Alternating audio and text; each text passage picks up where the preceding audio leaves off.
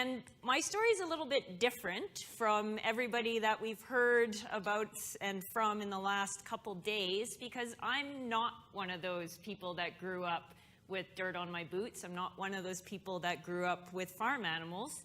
I'm one of those people that grew up in Vancouver. So I'm one of these outlier people. And it's an unlikely story. It doesn't really make sense. You know, people make up their minds about you in 7 seconds. You have 7 seconds to show up and make an impression. And I can guarantee you that people who meet me for the first time, cow veterinarian is not on their short list or their long list or any list that they could have thought of, right? And you think about when you're a child, the world's your oyster. You just use your imagination. When you're a kid and you watch kids play, you know, if they imagine it, they become it. If they imagine it, they can build it. And it's tapping in a bit to thinking about before we worried about all that self-management. I think the term that was used today was FOPO, right? That was fear of other people's opinions. You know, you want to bring yourself back to that time to when none of that mattered, when you can just play and think about what made you really, really happy. And that's part of thinking about where do you want to build your doors to? Where do you want to build that door to your next opportunity? So the first two things that you need if you want to build something is you need to have a plan and you need to have a blueprint. And the second piece you have to have is the tools and the toolbox in which to draw from to build that door. Unfortunately, the plan isn't extrinsic. It's not a plan that's given to you that you can read off. It's a plan where you have to be quite introspective and really understand yourself. And so the plan actually comes from really being ruthless in understanding what motivates you and what drives you.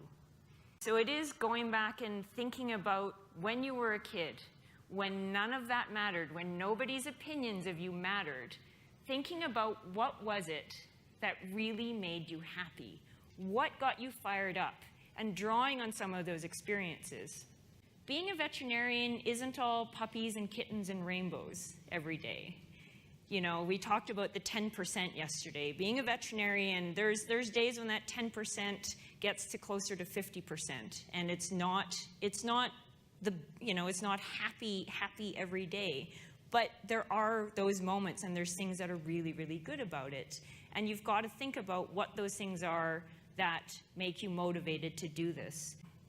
And so as you're thinking about your plan, as you're thinking about introspection and figuring out where you want to go, something that's been really helpful is to come up with your own vision statement. And so this statement will help guide you in those next steps, in those next moves that you might make to figure out, does this fit with who I am? To have something really meaningful, a vision statement for you has to be easy, has to be memorable, and has to be impactful. As a city kid, if it wasn't for the dairy veterinarians and the dairy farmers that let me play on their farms every day and figure out what this whole cow thing was, I never touched a dairy cow till I was 18 years old. That was my first experience. But they let me explore. They let me be on the farms. And just in this room, it's been so neat because it's like, you know, on Sesame Street where they do that, this is your life. Like there's people from each of those pivotal moments in my life that have got me to where I am today. You have no idea who you have an impact on. You have no idea who you influence day to day just by 3 words that you may happen to say to somebody or just a small gesture or action. Don't just surround yourself with people that really like you. Don't just surround yourself with people that always tell you how awesome you are and how great you are all the time. Those people are important, but I really value the people who will be real with me, who will be direct with me, who will give me constructive feedback. As women, as high achievers, people don't realize this, but we crave feedback. We crave specific feedback. Make mistakes. We learn the most when we make mistakes. That is the time when we really, really learn. It's not okay to not learn from our mistakes, but we really have to think about being okay with failing forward. And so for those of you thinking about applying for a job, for the students that are out there, or even if you're thinking about just what you're looking for in your next hire, there's 5 qualities that I look for that don't require any skill, but they'll get you 100% respect. So the first one of that is a good work ethic. Second is good attitude. Third is to put in a good effort to whatever it is that you're doing.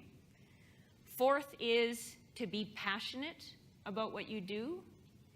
And the 5th one is to be coachable. And the last piece that you really need to make it all happen is one that's most important to me, and that's looking after yourselves. You can't do any of those things. You can't build your doors. You can't go through the door if you don't look after yourself and be kind to yourself. And so you have to ask the question, what fills up your cup?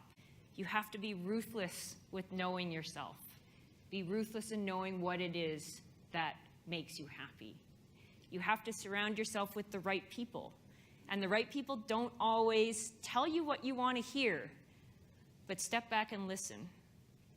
You have to put in the time to work up your skill set, to build competence in whatever it is that you want to do. And then finally, you just have to have the will to start. And if you can do all of that and look after yourself, sky's the limit. Thank you.